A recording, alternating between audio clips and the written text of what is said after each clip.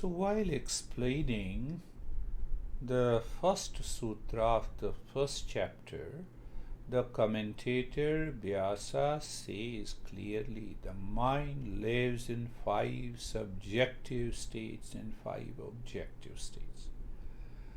When I say I know you, you are an object, I am a subject. And the process between the two is the knowledge. I know you. So I am the subject, I am. So here this I am is expressed by the mind, and that mind in me lives in 5 subjective states. How do I know it? And how do you know it? You wake up in the morning, nothing happened outside, and you say, my mood is upset. It's a bad morning. Subjective state of the mind.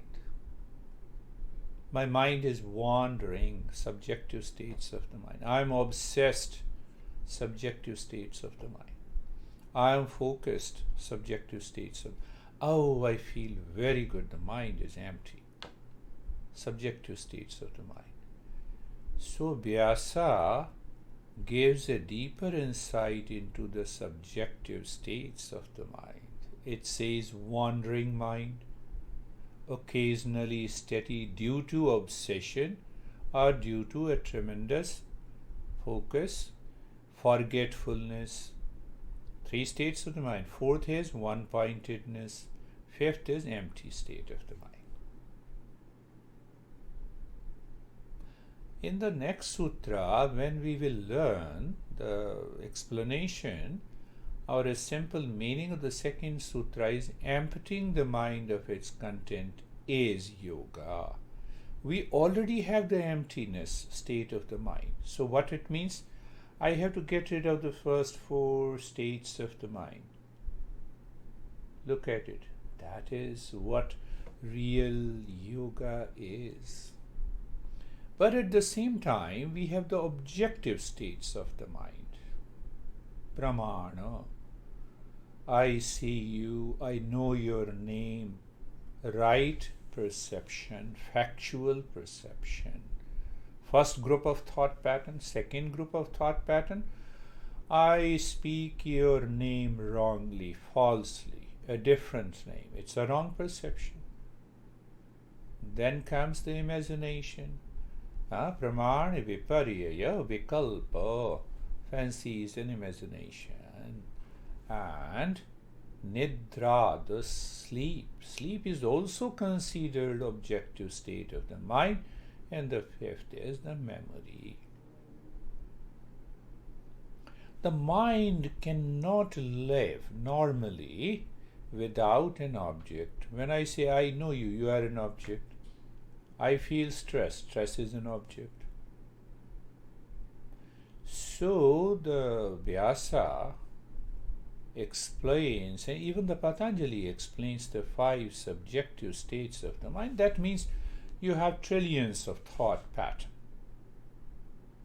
There is always an influx of thoughts in the mind. So the Patanjali has classified all these thoughts into 5 categories. Why? So that I understand what kind of a thought pattern I need to have it, and what are the other thought patterns that I should drop. It is like your front yard and the front yard where you have lot of plants that you like to have it grow and blossom flowers.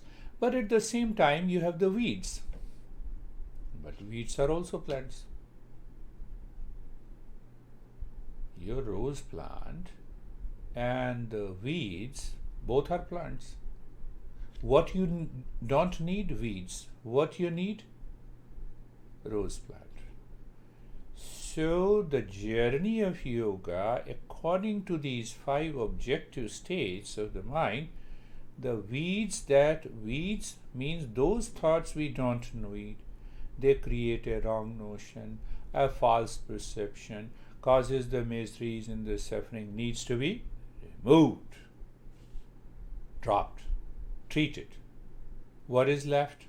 Only the right thoughts.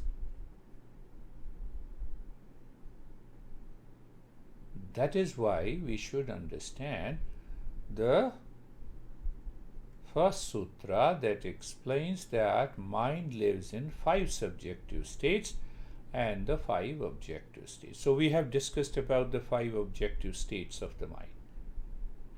So weeds, we don't need it.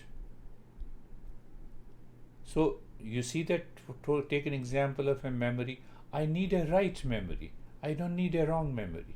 Weed has to be removed. What is that process, that method? Patanjali is going to explain in the future sutras. At the same time, the 5 subjective states of the mind. Do I need wandering mind? No. So I have to treat it. Do I need fancy imagination, forgetfulness, obsession? No. So I have to get rid of the first 3 subjective states of the mind, which is known as Murdhavikshept, or in English, wandering, obsessed mind, and forgetfulness, lazy mind.